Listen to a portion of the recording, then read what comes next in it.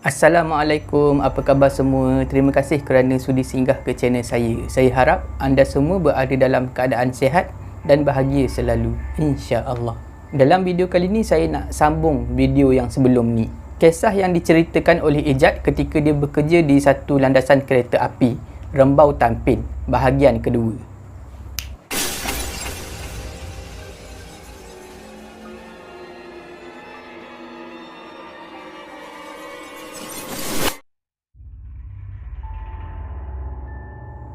Dalam kisah kali ni, Ijat bercerita tentang kejadian yang berlaku di rumah kongsi, tempat dua orang pekerja Indon bawah jagaan Ijat duduk. Nombor rumah tu adalah 104, kuartus lama KTMB. Rumah tu terletak betul-betul tepi landasan, depan sebuah tokong Cina. Saya pun tak tahu sebenarnya, rumah kongsi dan tokong tu masih ada sampai sekarang ataupun dah tak ada. Kuartus KTMB bernombor 104 ni, Ijat dan pekerja dia jumpa masa dia orang tengah cari akses untuk lori dan backhoe masuk ke kawasan tu. Ijat ada bertanya pada orang-orang kampung kat situ. Dia orang semua cakap tempat tu keras. Tapi tak kisahlah, sebab tempat tu dah ada jalan masuk. Ada akses air paip dan elektrik. Ijat pun hantarlah laporan dekat bos dia. Dan bos Ijat pun bersetuju. Suruh dua orang pekerja Indon tu duduk kat kuartus lama tu, buat rumah kongsi. Di kawasan kuartus tu ada sebiji lagi bangunan. Saiz bangunan tu lagi besar dari bangunan kuartus. Ijat rasa boleh jadi dulu bangunan tu digunakan sebagai store ataupun rumah staf KTMB satu masa dulu. Ijat pun tak pastilah, sebab reka bentuk bangunan tu jelas menunjukkan bangunan tu dah lama dibina. Bangunan tu mempunyai reka bentuk zaman kolonial.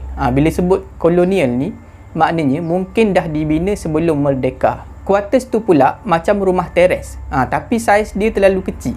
Jadi memang tak selesa lah kalau nak tinggal dekat situ. Manakala tandas pula terletak jauh di lereng bukit. Pada waktu malam, dua orang pekerja Indon ni, dia tak tidur dekat dalam kuartus tu. Dia orang berdua lebih selesa tidur dekat dalam lori. Lori jenis 10 tayar. Lori tu digunakan untuk angkut batu ke tapak projek. Pada malam pertama dua orang pekerja Indon tu bermalam di kawasan tu, ada satu kejadian pelik berlaku. Pada malam tu salah seorang pekerja Indon ni, nama dia Alim. Dia sakit perut, nak pergi berak. Dia dah tak tahan sangat pada masa tu. Jadi dia pun turunlah dari lori. Lori tayar 10 tu, dia turun. Lepas tu dia pergi ke kawasan yang ada bangunan besar tu, bangunan store tu. Bila dah sampai dekat kawasan bangunan besar tu, dia pun lepaskan hajat dekat situ. Lepas dah settle semua, dia pun bangun. Dan terus nak pergi semula ke arah lori tadi. Tapi, masa on the way dia nak pergi ke lori tu, dia ditegur oleh seorang budak kecil. Tak tahulah budak lelaki ke ataupun perempuan. Tapi rasanya lelaki lah budak tu. Daripada anggaran Alim, budak kecil tu umur dia mungkin sekitar 4 ataupun 5 tahun. Umur budak yang dah pandai bercakap. Bila Alim ternampak budak tu, Alim terperanjat lah. Datang kok mana pula budak kecil ni? Tiba-tiba muncul tercegat dekat tempat sunyi ni malam-malam. Gelap pula tu. Alim terfikir juga masa tu. Macam-macam pertanyaan lah di fikiran dia. Budak ni lari daripada rumah ke? Sesat ke? Ke ada orang buang dekat sini? Sedang Alim berteka-teki dalam kepala dia, tiba-tiba budak tu bercakap. Budak kecil tu cakap dalam bahasa yang Alim tak faham. Pekerja Indon tu, Alim tu cakap, bahasa yang budak tu gunakan bukan bahasa Melayu, tapi bahasa lain. Bahasa Jawa pun bukan, bahasa Malaysia pun bukan. Dalam keadaan macam tu, Alim mula rasa seram. Dia nak larilah pada masa tu, nak lari pergi dekat lori. Tapi, tiba-tiba, kaki Alim tak boleh nak melangkah. Seolah-olah kaki Alim ni dah kena paku pada tanah. Alim tunduk ke bawah, tengok kaki dia. Tak ada apa-apa yang menghalang kaki Alim pada masa tu. Bila Alim angkat semula kepala, Alim pandang ke arah budak tu. Masa itulah Alim nampak sesuatu benda yang sangat pelik. Alim nampak dengan mata kepala dia sendiri, budak kecil tadi tu berubah bentuk. Tubuh budak tu makin lama makin besar. Makin besar dan makin tinggi. Budak tu jadi terlalu tinggi sampai nampak kaki je. Sayup tinggi badan budak kecil tu.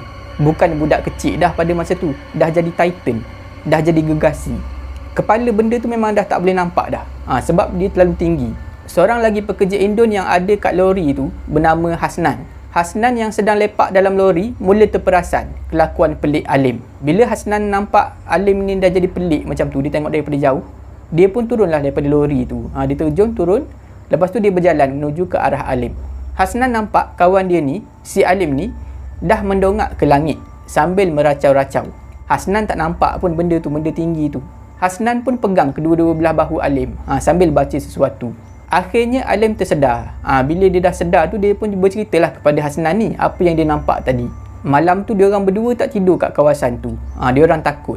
Diorang berdua pun mula berjalan mencari kawasan lain untuk tidur. Akhirnya diorang pun tidur dekat satu bus stop ni. Bus stop tu terletak di hadapan sebuah sekolah rendah. Memang jauh lah diorang berjalan sebab bus stop tu dengan kawasan tadi memang jauh jarak dia. Tapi apa boleh buat, kalau diorang stay dekat tempat tadi, memang diorang berdua tak akan boleh tidur sebab diorang dah takut. Takut kalau benda tinggi tadi menjelma semula dekat situ. Bila Ijat tahu pasal cerita tu, ada juga rasa kesian lah dekat dua orang pekerja tu. Mungkin benda tinggi tu marah bila Alim pergi berak dekat kawasan dia. Tapi yelah, nak melepas dekat mana lagi kan? Akhirnya Ijat buat keputusan untuk minta satu kontena daripada bos dia. Kontena tu akan dijadikan tempat tidur untuk dua orang pekerja Indon tu. Masuklah hari kedua. Pada hari kedua tu, kontena yang bakal menempatkan dua orang pekerja Indon ni dah pun sampai. Kontena tu datang daripada Kuantan, Pahang. Sebab bos Ijat pada masa tu berada di Kuantan. Pada malam harinya, malam kedua, dua orang pekerja Indon tu, Alim dan juga Hasnan, tak tidur dah dalam lori. Kiranya dah okey sikit lah daripada malam semalam. Tapi dekat dalam kontena tu masih tak ada apa-apa lagi. Elektrik tak ada lagi dan air pun tak ada lagi. Sebab kontena tu sampai lewat. Petang baru sampai. Jadi memang tak sempat Ijat nak uruskan. Diorang ni kena pandai-pandai sendirilah. Pada hari yang sama, hari kedua tu, datang seorang lagi pekerja Indon. Nama dia Abu, daripada Kuantan. Dia datang bersama-sama dengan kontena tadi. Bos Ijat tambah bilangan pekerja. Sebab kerja dah jadi makin banyak. Maknanya sekarang ni, pekerja Indonesia yang ada di bawah jagaan Ijat, bawah tim Ijat ada 3 orang. Si Abu ni, pekerja baru ni, boleh tahan juga perangai dia. Dia ni jenis yang langgar je. Kencing merata, ikut suka dia je. Malam tu, dua orang pekerja Indon lain ni, si Alim dan Hasnan ni lah. Diorang berdua merancang nak kenakan si Abu ni, budak baru ni. Diorang berdua cakap lah dekat Abu, kalau kau nak berak ke, nak kencing ke, pergilah dekat kawasan yang kawasan bangunan besar tu. Tempat yang si Alim kena semalam tu lah. Masa tu Abu dia tak tahu lagi yang si Alim tu dah pernah kena dekat situ. Jadi, Abu pada masa tu bila dia dengar Alim dan juga Hasnan cakap macam tu, dia pun ikut je lah. Kebetulan pada malam tu Abu sakit perut. Dia pun teringatlah apa yang Alim dan juga Hasnan cakap tadi. Dia pun keluar daripada kontena dan terus menuju ke arah kawasan bangunan besar tu. Bila Abu dah pergi, Alim dan Hasnan ni dia rasa happy lah. Diorang berdua ni ketawa. Sambil-sambil tu diorang bercakap lah. Kejap lagi siap lah, kenalah si Abu tu. Diorang berdua pun tunggu. Tunggu Abu balik. Niat hatinya nak tengoklah gelagat si Abu ni nanti. Nak dengar Abu ni menjerit ketakutan. Nak tengok Abu ni berlari. Berlari balik sebab takut. Boleh jadi Abu ni terkencing ke apa kan. Diorang berdua ni memang dah ready nak gelakkan si Abu tu. Tapi tunggu, tak ada apa-apa pun berlaku. Seolah-olah tak ada apa yang terjadi pada si Abu tu. Yang dua orang lagi ni rasa pelik lah. Kenapa semalam Alim kena? Tapi malam ni Abu tak kena pula. Diorang fikir macam tu sebab diorang tak dengar suara Abu menjerit. Tak ada nampak pun Abu ni berlari datang dekat diorang. Alim dan Hasnan pun keluar daripada kontena. Keluar sebab nak cari si Abu ni. Tak lama lepas tu, diorang pun nampak lah Abu tengah lepak-lepak seorang diri di atas landasan kereta api sambil hisap rokok. Daripada jauh, Alim dan juga Hasnan boleh nampak keadaan Abu. Abu sedang duduk sambil tundukkan muka ke bawah. Alim dan Hasnan tegurlah si Abu ni. "Oi, kau buat apa sorang-sorang kat situ?" Tapi Abu tak menyahut. Dia senyap je. Hasnan dan Alim dah mula tak sedap hati. Kena sampuk ke apa si Abu ni? Jadi diorang berdua pun pergilah ke arah Abu yang sedang duduk merokok seorang diri. Kesian pula tengok Abu ni duduk sorang-sorang. Bila dah dekat nak sampai dekat Abu tu, lebih kurang setapak je lagi nak sampai, tiba-tiba Abu yang dari tadi menundukkan muka, mengangkat muka, memandang ke arah Alim dan juga Hasnan. Alim dan juga Hasnan pada masa tu memang terperanjat. Terperanjat bila tengok muka Abu. Abu yang sedang merokok tu tak ada mata. Tempat yang sepatutnya ada bola mata tu tak ada. Bola mata tak ada. Berlubang. Kosong je kat situ. Mulut Abu pada masa tu masih lagi mengeluarkan asap rokok. Tapi mata dia tak ada. Diorang pada masa tu memang dah macam-macam benda keluar daripada mulut. Mencarut, memaki. Diorang pun terus berlari. Berlari macam orang gila. Diorang berlari menuju ke arah kontena. Sampai tercabut selipar. punyalah laju dia orang lari. Bila dia orang berdua dah sampai dekat kontena, tengok-tengok si Abu ni dah nyenyak tidur, siap berdengkur lagi.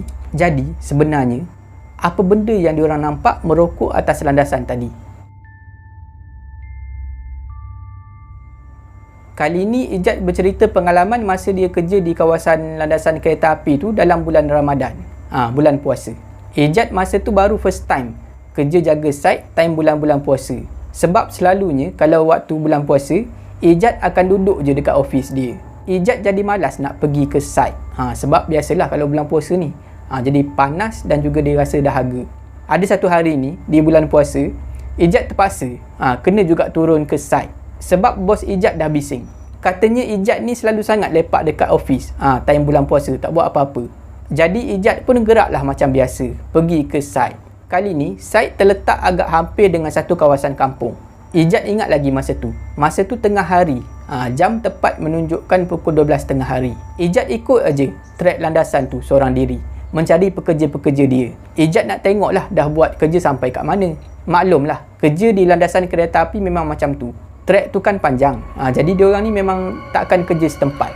Kerja clearing site landasan memang macam tu. Makin lama makin jauh pekerja Indon tu bersihkan. Masa Ijat jalan atas trek tu, Ijat selalu juga pandang ke depan dan juga ke belakang. Sebab dia takut ada kereta api nak lalu. Ada satu kali tu, sedang Ijat toleh kat belakang, Ijat ternampak ada seorang nenek ni melintas trek landasan. Ijat rasa pelik lah. Sebab nenek tu dah nampak tua sangat-sangat. Dan badan dia dah bongkok. Dan apa yang Ijat perasan, nenek tu pakai tongkat. Tapi bukan tongkat kayu. Tongkat besi yang berkilat. Tongkat yang jenis moden. Ijat perhati je tempat nenek tu melintas. Bukannya apa. Sebab nanti bolehlah dia pergi tengok kalau ada jalan yang dia belum tahu. Nanti bila dah tahu pasal jalan tu, bolehlah dia guna untuk parking motor. Kalau Ijat boleh parking motor kat kawasan tu, tak adalah jauh sangat nanti dia kena berjalan kaki. Ijat pun patah balik, cari di mana nenek tu melintas. Tadi masa dia perhatikan nenek tu, Ijat cam ada sebatang pokok besar betul-betul di tempat nenek tu melintas. Ijat pun pergilah dekat sana. Tapi sampai je Ijat dekat tempat tu, Ijat terkejut dan confused. Tempat tu tak ada jalan. Yang ada hanyalah kawasan paya. Memang tak logik kalau nak cakap nenek tu rendah paya. Sebab kawasan paya tu besar. Ijat tak syak nenek tu hantu. Sebab Ijat fikir bulan puasa bulan Ramadan ni mana ada hantu. Ijat rasa nenek tu adalah jin Islam. Sebab bertentangan dengan paya tu ada sebuah masjid kampung. Di masjid tu memang selalu ada orang-orang tua pergi belajar mengaji. Ijat rasa makhluk tu mungkin tumpang beribadat di masjid tu. Dan dia gunakan jalan trek kereta api tu sebagai tempat melintas. Setakat itu saja video saya pada kali ini. Saya harap anda semua terhibur. Jika anda suka video ni, jangan lupa like, share dan komen video ni. Jangan lupa subscribe dan tekan butang loceng untuk dapatkan notifikasi video saya yang seterusnya. Bagi anda yang nak berkongsi kisah seram, boleh hantar ke alamat email yang tertera dekat bawah. Janganlah takut kepada makhluk, tetapi takutlah kepada pencipta sekalian makhluk. Semoga kita bertemu lagi di video saya yang seterusnya. InsyaAllah. Assalamualaikum.